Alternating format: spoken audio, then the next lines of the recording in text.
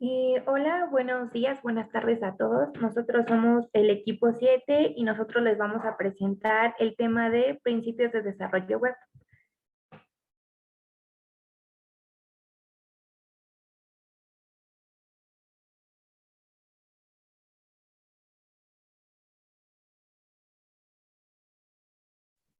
Ok, Algún- Algunos de los temas que vamos a estar presentando durante nuestra exposición va a ser principalmente qué es el Internet, cómo va a funcionar la web, el paradigma cliente-servidor, qué son las DNS, algunos protocolos de Internet que se llevan a cabo dentro del desarrollo web, la anatomía de una URL, es decir, cómo está estructurada, cómo funcionan los navegadores, los estándares web y W3C, los servidores web para almacenar la información, la tecnología frontend, la tecnología backend, otras tecnologías complementarias que van a contribuir hacia el desarrollo web, fundamentos técnicos de una página web y herramientas básicas para la programación web, además de algunos principios de dicha programación.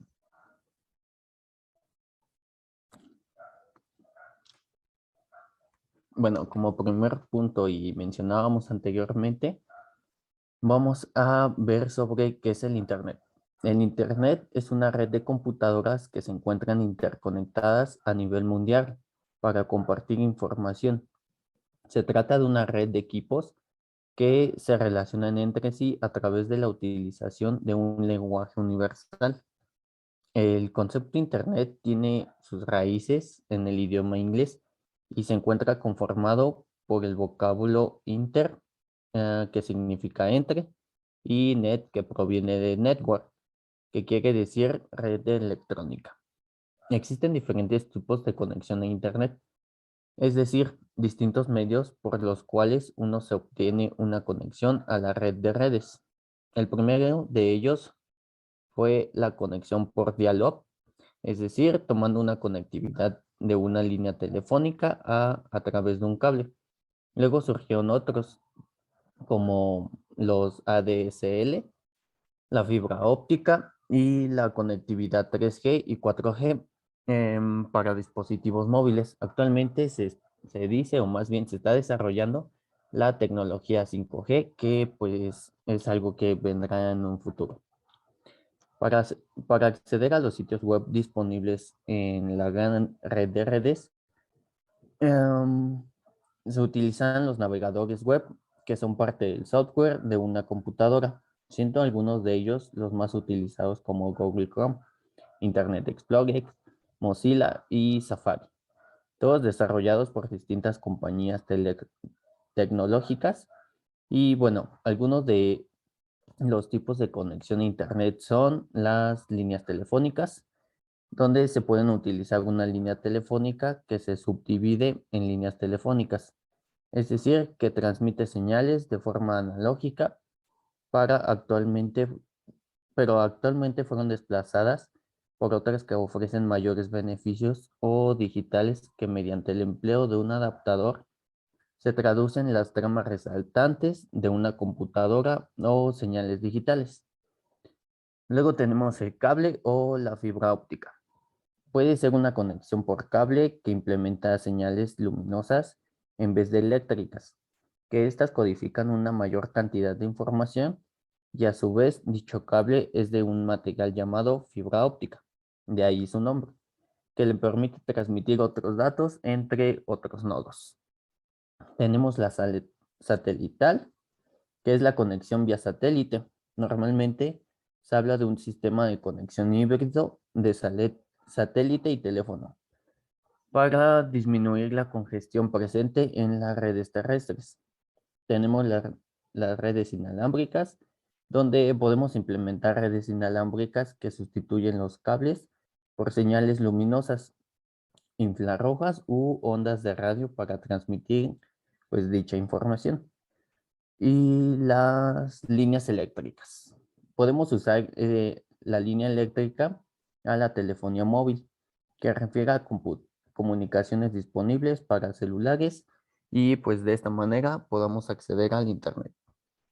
Por otro lado, tenemos algunas de las características que actualmente tiene el Internet. El Internet se va a considerar personal, ya que existe un Internet para cada uno de los usuarios. Es interactivo. Dentro de él podemos realizar diferentes actividades. Es inmediato. En el momento que realizamos algún tipo de búsqueda, nos va a arrojar un resultado en un tiempo muy corto. También es móvil, puede ser consultado en cualquier dispositivo en movimiento. Es 24/7. Este es muy importante, ya que siempre está abierto, nunca cierra, no hay horarios. Agarra donde quieras, cuando quieras y con toda la información a tu alcance.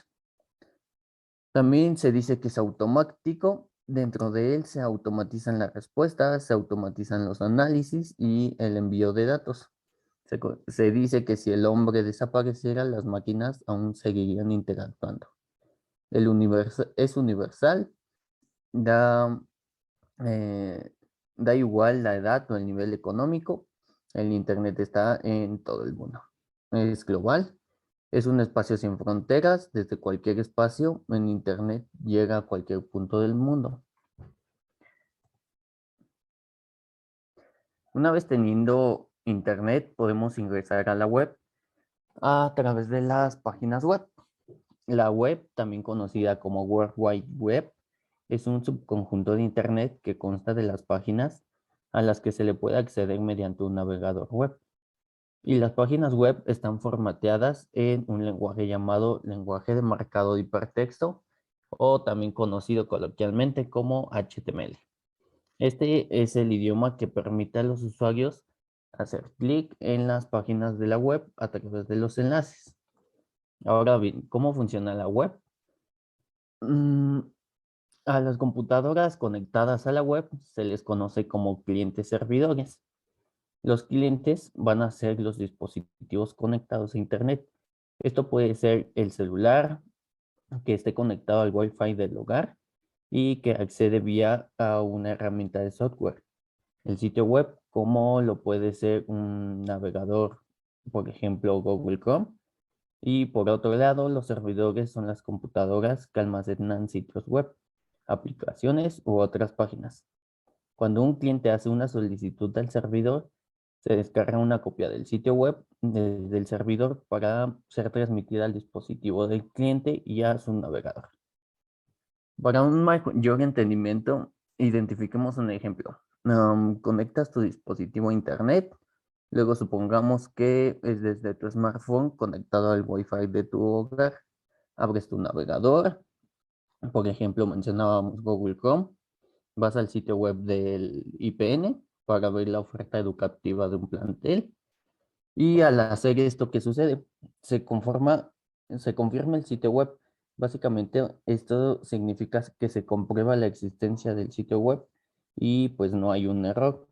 Se envía una solicitud al servidor de la página web y luego el servidor analiza y procesa la respuesta y renderiza la página y se muestra en tu dispositivo. De esta manera se puede ejemplificar un ejemplo de pues, cómo sucede este proceso con el cliente y el servidor.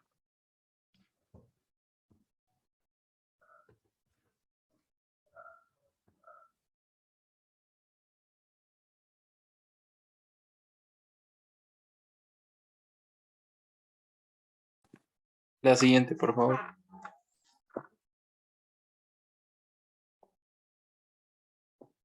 Bueno, yo les voy a hablar acerca de qué son las DNS. El sistema de nombres de dominio o DNS pertenece a la familia de protocolos de Internet y sirve para resolver los nombres de dominio, es decir, para determinar la dirección IP del servidor donde está alojado el dominio al que queremos acceder. Las páginas web que podemos ver cuando estamos consultando la red de redes tienen su propia dirección IP, al igual que nuestro ordenador, nuestro router o cualquier otro dispositivo conectado a Internet. Las DNS se encargan de traducir nombres legibles para las personas, lo que es una dirección web, en identificadores binarios, asociados con los equipos conectados a la red. Sin este sistema de nombres de dominio, en vez de escribir una URL tal y como la conocemos, escribiríamos una dirección IP. es decir, un conjunto de números confusos y difíciles de procesar y de memorizar, por lo que este sistema ha facilitado enormemente la navegación para los usuarios de Internet, además de resultar más fiable un nombre que un código numérico. El concepto de DNS nació de esta necesidad de recordar los nombres de todos los servidores conectados a Internet. Estamos hablando que esto se dio en los años 80. Estos protocolos han ido evolucionando con los años, respondiendo al enorme boom de Internet en las últimas décadas.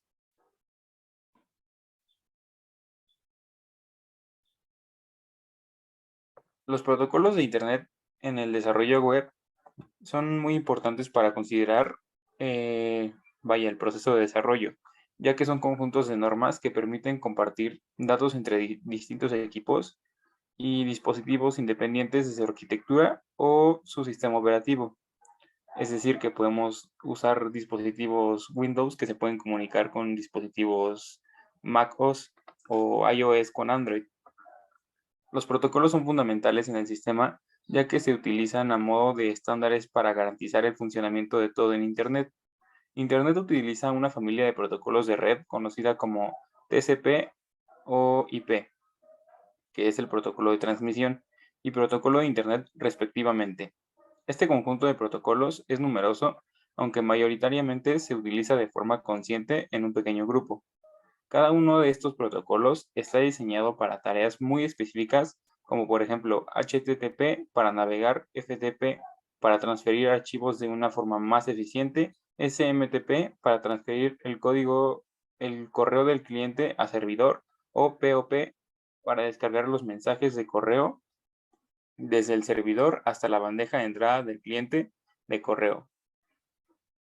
IMAP, que es similar a POP, pero con características añadidas. RTP para entregar audio o video a través de Internet utilizando las transmisiones de voz sobre IP y en las aplicaciones de chat, Telnet y SSH para crear conexiones remotas interactivas entre forma de terminal virtual, entre otros.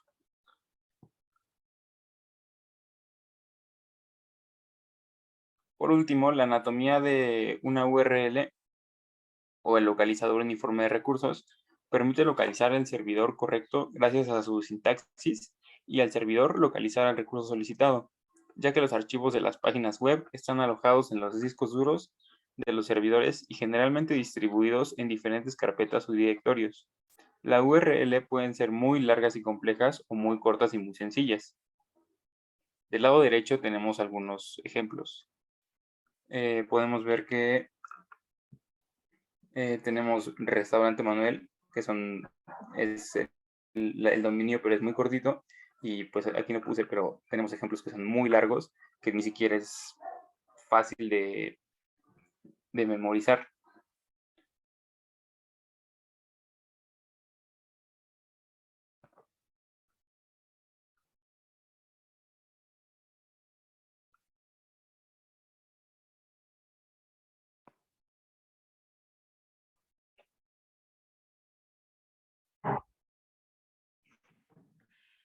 Bueno, yo les voy a explicar cómo funcionan los navegadores, pero para eso primero vamos a ver qué son y bueno, tenemos que estos van a ser las aplicaciones que nosotros instalamos localmente en un ordenador, es decir, en una computadora o un dispositivo, y estos nos van a permitir realizar las consultas que nosotros deseemos y por lo tanto navegar por las páginas web. Siguiente, por favor. Los elementos con los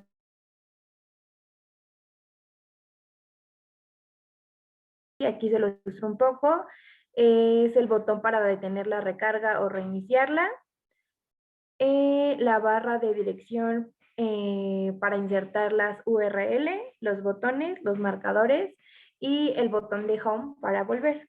Siguiente, por favor. Bueno, algo importante de los navegadores son sus componentes.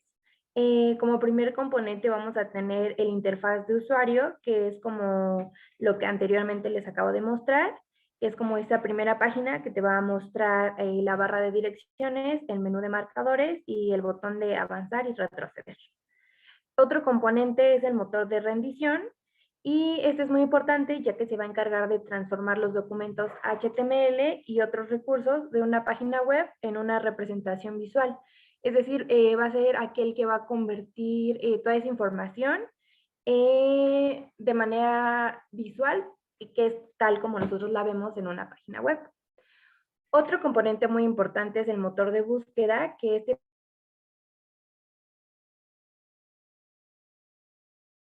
renderización, es decir, va a ser como la solicitud en proceso de la cual la cual nosotros, valga la redundancia, vamos a solicitar. Después tenemos el servidor de la interfaz, que este nos va a permitir mostrar whiteheads básicos, tales como las ventanas. Después tenemos la red, que este se va a encargar de las llamadas de red, por ejemplo, las solicitudes HTTP.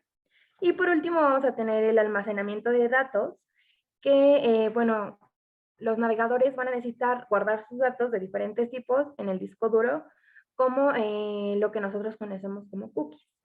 Siguiente, por favor. Ok, conociendo sus componentes ya podemos de alguna manera deducir el funcionamiento. Los navegadores van a disponer de un motor interno que se va a encargar de gestionar las comunicaciones, es decir, nos referimos al motor de búsqueda, y también va a incorporar un motor, como ya lo habíamos mencionado, de renderizado, que va a interpretar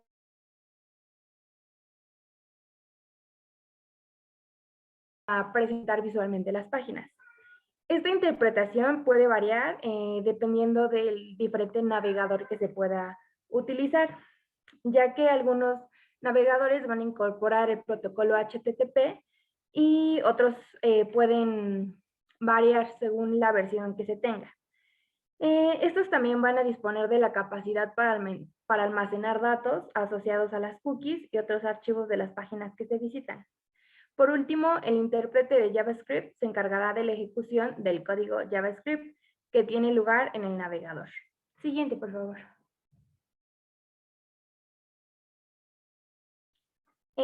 Bueno, también les voy a hablar un poco de qué son los estándares web y qué es la W3C. Bueno, la W3C es el consorcio llamado World Wide Web, que es una comunidad internacional que trabaja en el desarrollo de los estándares web. Su objetivo principal va a ser uniformar las especificaciones técnicas y establecer las directrices para que el desarrollo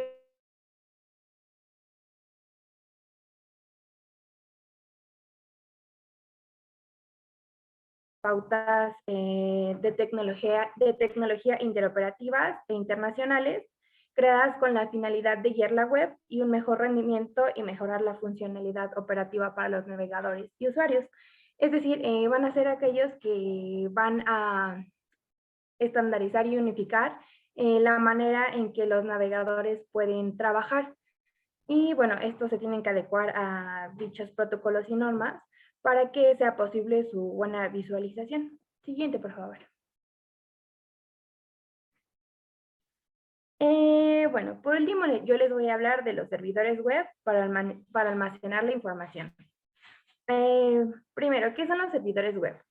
Bueno, van a ser aquellos que hacen posible el web hosting, es decir, la posibilidad de alquilar un espacio en un servidor para almacenar los archivos de nuestro sitio web. Su función principal es almacenar los archivos de un sitio y emitirlos por internet para poder ser visitados por los usuarios. Básicamente,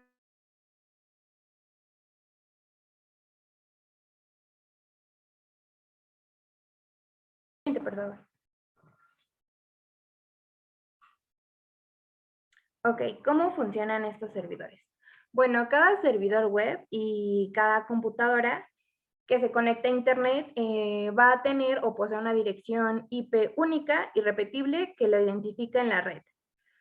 Cuando deseas ver un sitio web desde tu dispositivo, este va a hacer un pedido desde su dirección IP hacia la dirección IP del servidor que aloja los archivos del sitio en cuestión. Entonces el servidor web responde devolviendo los datos a la dirección IP del solicitante. Es decir, a través de sus direcciones IP, estos van a solicitar y a enviar el contenido que cada quien está solicitando. Y eso sería todo de mi parte. Siguiente, por favor.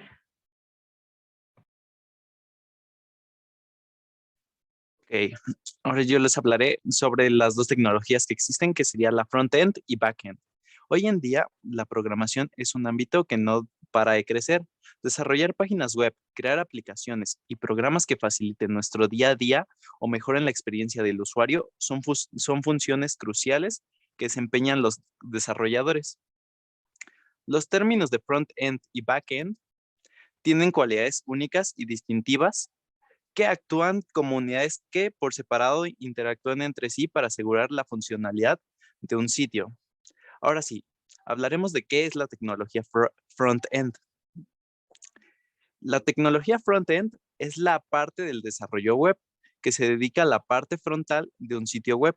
En pocas palabras, podría ser el diseño de un sitio web, desde la estructura del sitio web hasta los estilos como colores, fondos, tamaños, hasta llegar a las animaciones y efectos. Es esa parte de la página con la que interactúan los usuarios de la misma. Además de que es todo el código que se ejecuta en el navegador de un usuario, al que se le denomina una aplicación cliente, es decir, todo lo que sea, todo lo que el visitante ve y experimenta de forma directa. Una persona front-end es la persona que se dedica básicamente al diseño web, pero esto no significa que no toque el código. Tanto el front-end como el back-end están en contacto con el código todo el tiempo. Dentro del front-end se trabaja con lenguajes mayormente del lado del cliente, como sería HTML, que sería el lenguaje de marcado hipertexto, que se utilizan etiquetas que estructuran y organizan el contenido de la web. También está CSS, que se encarga del formato y diseño visual de las páginas web escritas en HTML. También JavaScript, que sería un lenguaje de programación rápido y seguro para programar.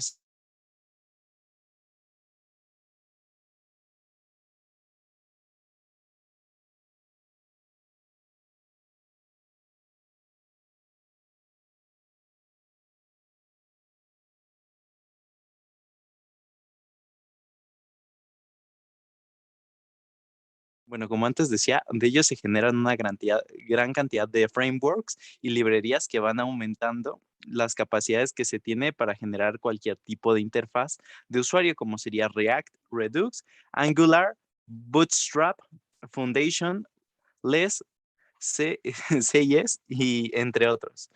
Ahora sí, ¿podrías pasar a la siguiente, por favor, Eric? Muchas gracias. La tecnología backend. Ahora les hablaré sobre la tecnología backend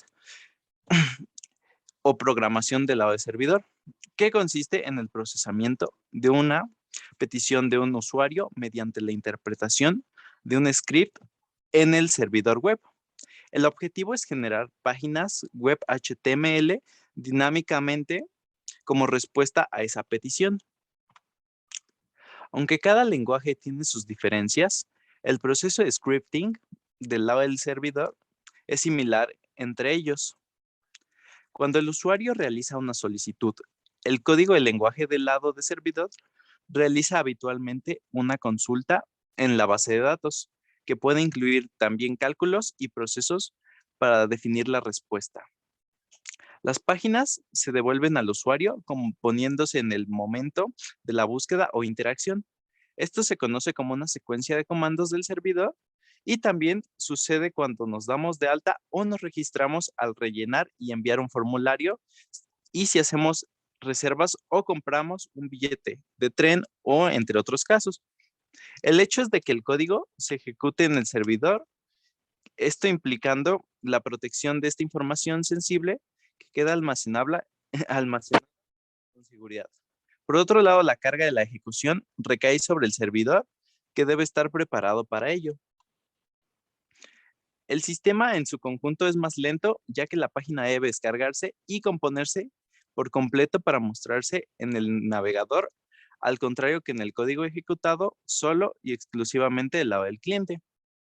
Ahora, unos de los ejemplos que podríamos dar, en este caso podría ser PHP, que es una de las mejores tecnologías para desarrollo web, ya que es de uso general y se adapta especialmente a este tipo de desarrollos. También existe Python, que es sencillo pero potente porque usa una menor líneas de código, Java y pues ya. En conclusión, backend y frontend se complementan y se necesitan mutuamente para funcionar, ya que por una parte los sitios web deben ser bonitos y amigables y por la otra parte este mismo sitio debe ser funcional y debe de poder realizar operaciones, ya que en frontend se necesitan personas con capacidad creativa y en backend se necesitan personas con muy buena lógica para poder resolver problemas. Y pues ya. Siguiente, por favor. Ahora hablaremos de otras tecnologías complementarias en el desarrollo web. Anteriormente tratamos algunos de los conceptos básicos sobre tecnologías de desarrollo web, pero existen además variedad de tecnologías complementarias basadas en las anteriores para facilitar la creación de sitios web. Entre los diferentes recursos se encuentran las plantillas con diseños y funcionalidades predefinidas. También están los preprocesadores, los gestores de contenido, los frameworks o marcos de desarrollo con activos que agilizan el proceso de diseño. Y los IDE, que son interfaces de desarrollo de aplicaciones que ofrecen la combinación de todo tipo de accesorios y complementos. Estos medios también pueden incluir fuentes tipográficas, iconos, librerías con funciones previamente desarrolladas de lenguajes de programación, archivos CSS, plantillas en HTML, etc. Y constituyen una base ideal sobre la que construir proyectos web personalizados partiendo de prototipos. Y yo con esto terminaría mi parte. Siguiente.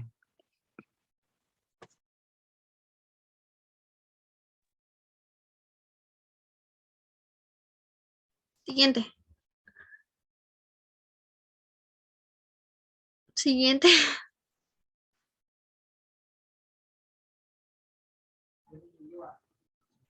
Antes.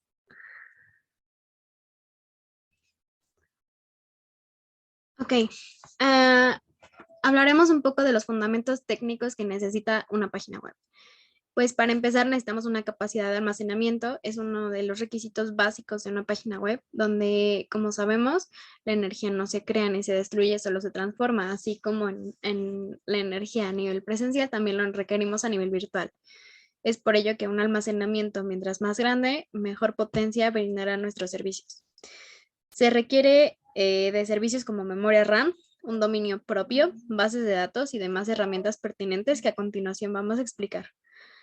Además de poseer conocimientos de los dispositivos físicos para un mejor almacenamiento web, como comentamos, la memoria RAM es sumamente importante. Ahora sí, siguiente. Ok. Dominio. Saber a quién o a qué nos referimos es de suma importancia, tanto en la presencialidad como en la virtualidad, para saber a quién o qué nos referimos. Es por ello que hablando de una página web, ese nombre será referido como dominio. Siendo uno de los componentes más básicos en un sistema de alojamiento web, podemos mencionar algunos de ellos, como lo puede ser Wix, Bing, GoDaddy, etc. Como todo en la vida, requerimos de una jerarquización. Es por ello que además del servicio del dominio principal, tendremos un dominio a nivel superior. Entre algunos ejemplos podríamos mencionar el .es, .org, .gov, entre otros. Además, tenemos dominios libres o de segundo nivel y subdominios facultativos. Entendámoslo como el Politécnico .ipn, .esca, .cecit5, .cecit12, etc. El registro de este dominio lo realizará el propio proveedor de Internet, quien remitirá la solicitud requerida, que pueden ser desde formulaciones breves y concisas hasta dominios de nivel superior, comunes y corrientes. Nuestro siguiente elemento es el espacio web. Como les comentaba, la energía no se crea ni se destruye, solo se transforma. Es por ello que inclusive a nivel virtual, nuestra información requiere de un espacio para estar a disposición de los usuarios.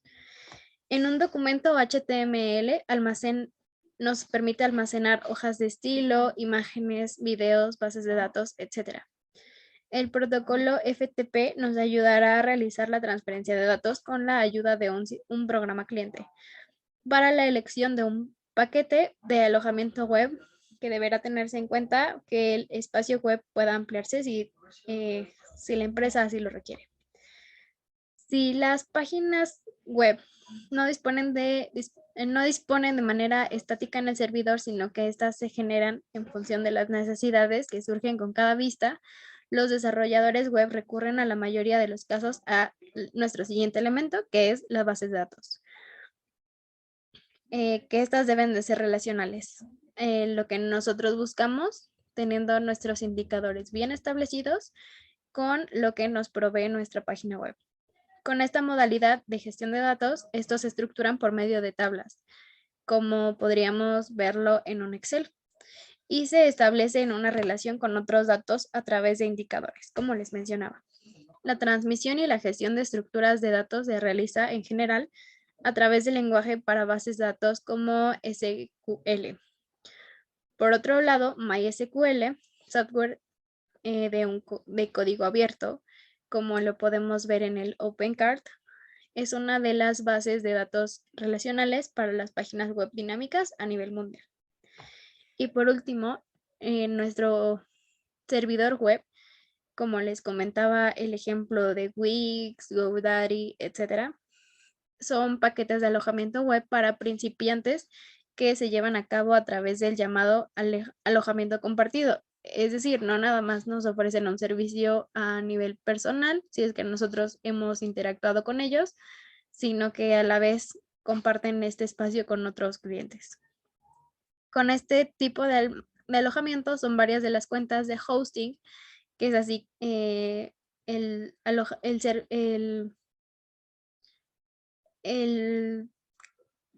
quien nos da este hosting será quien nos dé este alojamiento web.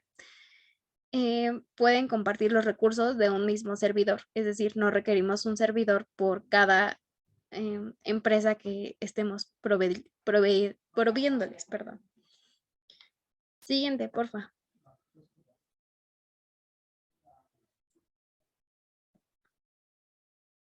Ok.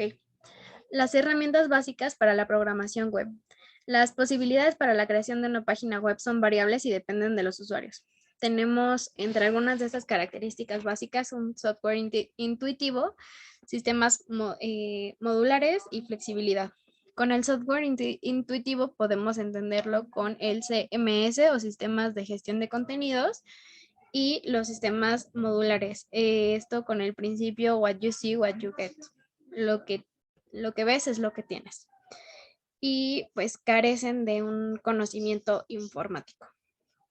Y la flexibilidad para realizar con una edición y tener conocimientos básicos en programación.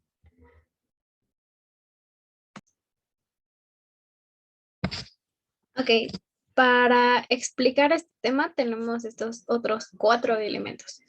Tenemos el HTML, que es el Hypertext Markup Language, que es una estructuración semántica de los contenidos digitales mediante etiquetas.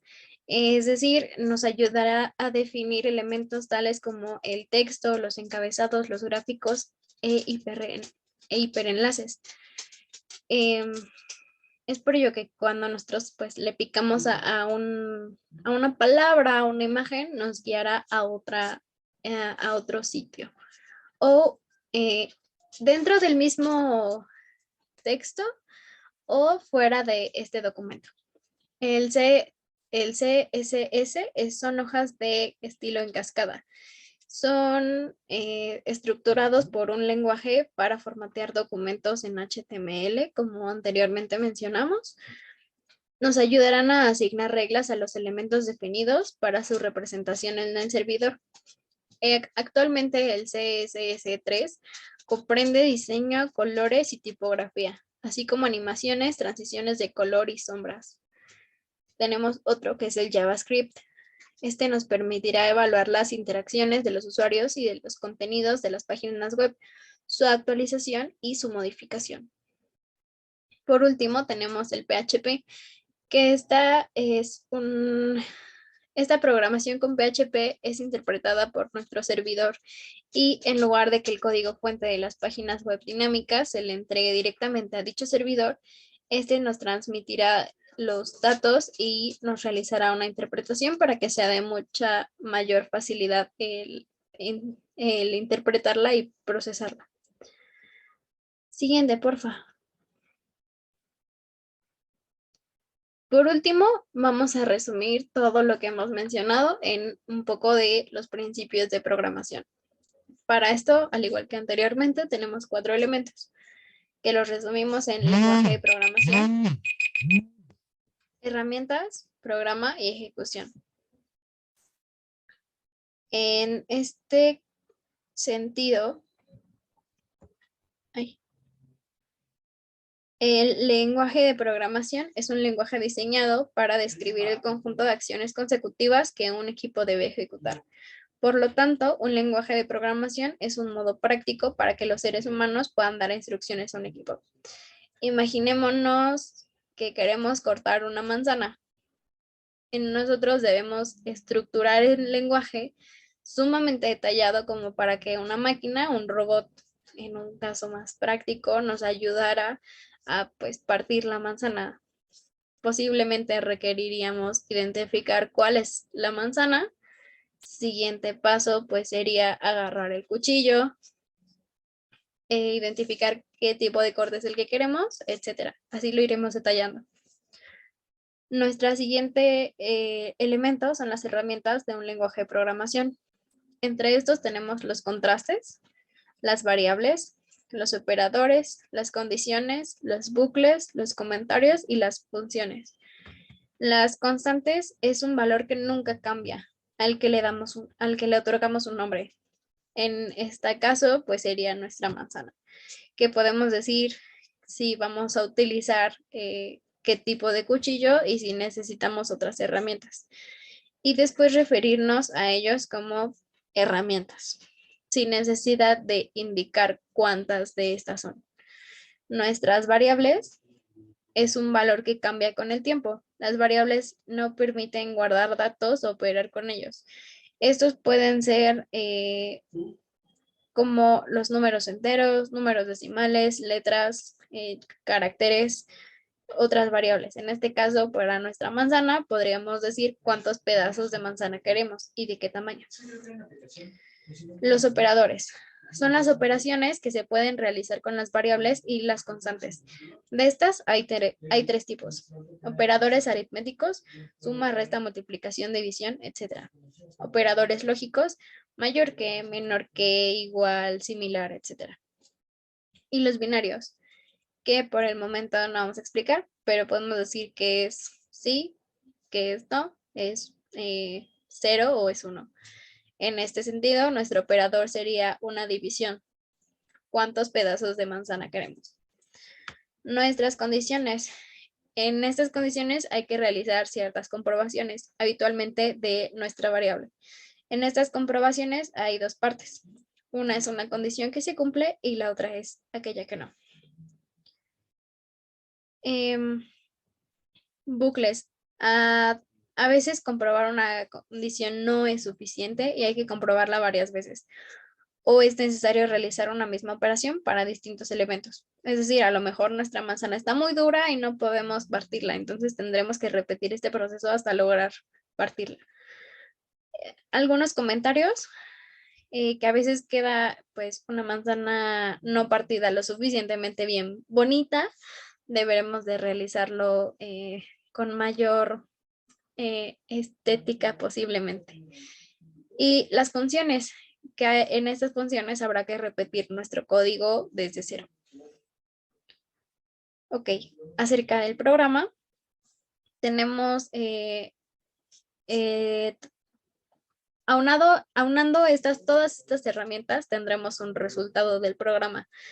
Esta es la parte más difícil y habrá que indicar pues todo nuestro proceso con palitos y bolitas, sin olvidar de nada, nada, nada, nada.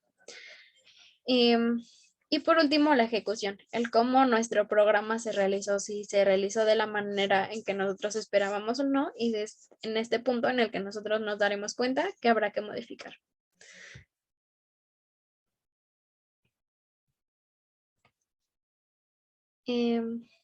Listo.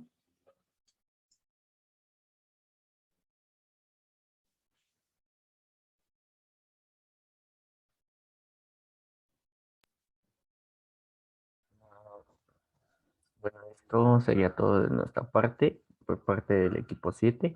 Esperamos sea de su agrado y pues muchas gracias.